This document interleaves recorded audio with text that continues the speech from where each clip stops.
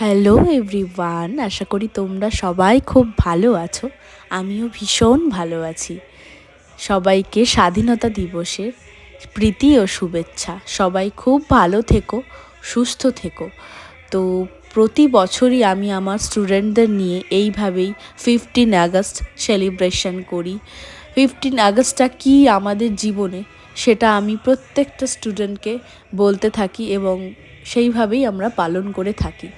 তো ছোট্ট করে আমার ছাদের মধ্যে আমি এই দিনটিকে পালন করেছি এবং আমার স্টুডেন্টরা একে একে ওরা নাচ করেছে, গান করেছে, অ্যান্ড কোনো আগে থেকে প্রিপারেশান ছিল না। ওরা